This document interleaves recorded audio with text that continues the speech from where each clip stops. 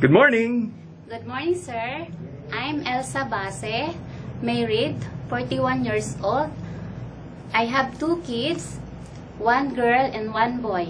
I'm a high school graduate.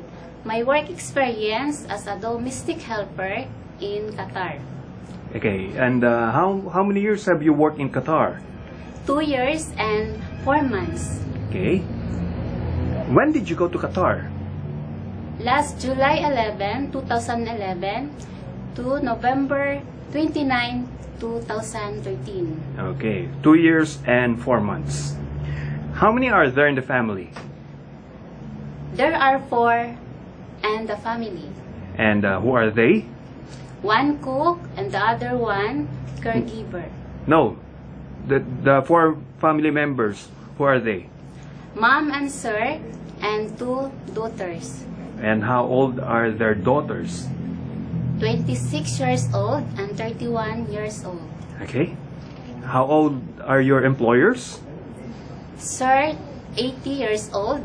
Mom, 60 years old. 80 and 60 years old. So your sir, is he bedridden or sick? Bedridden. Bedridden. Okay.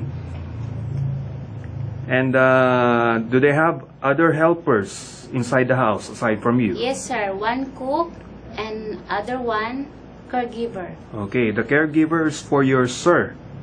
Yes, sir. Okay. And what are your duties? My duties and responsibilities are cleaning, washing, and ironing of clothes. Sometimes I'm taking care of elderly. Like Changing diaper and changing the clothes. Okay. And you mentioned that you have two kids, right? Yes, sir. How old are they? The one is 13 years old, girl, and the boy 10 years old. Okay. And who's going to take care of them when you work in Hong Kong? My husband will take care of my children while I work in Hong Kong. Okay. Why do you want to work in Hong Kong?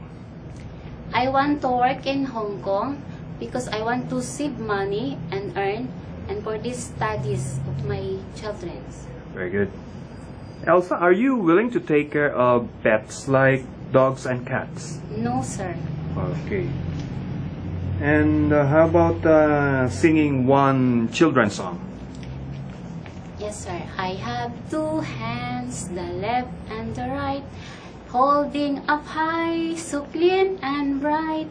Clap them softly, 1, 2, 3. Clean little hands and good to see. Okay. And what is your message to your future employer?